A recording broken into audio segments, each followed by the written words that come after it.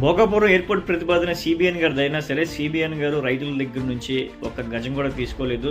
వాళ్ళకి ఒక్క రూపాయి కూడా చెల్లించలేదు. సీబీఎన్ గారు హడావుడిగా శంకుస్థాపన చేసేసారు. ఈలోపు ఎలక్షన్ వచ్చింది.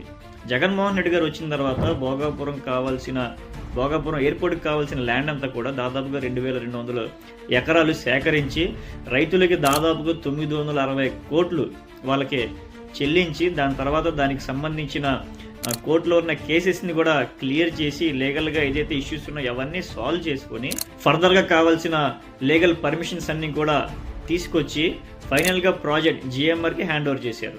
జగన్మోహన్ రెడ్డి గారి టైంలోనే 2026లో కంప్లీట్ అవుద్ది అన్నారు.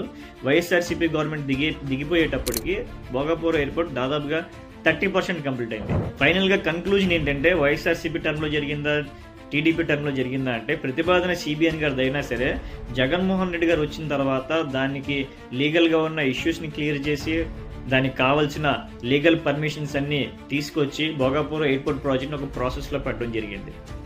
ఇప్పుడు సీబీఎన్ గారు వచ్చిన తర్వాత దాన్ని ఫుల్ఫిల్ చేశారు. అంటే ఓవరాల్గా సీబీఎన్ గారికి, అంటే టీడీపీ గవర్నమెంట్కి ఒక 30% క్రెడిట్ వెళ్తే, జగన్మోహన్ రెడ్డి గారికి ఒక 70% క్రెడిట్ ఇవ్వచ్చు మనం.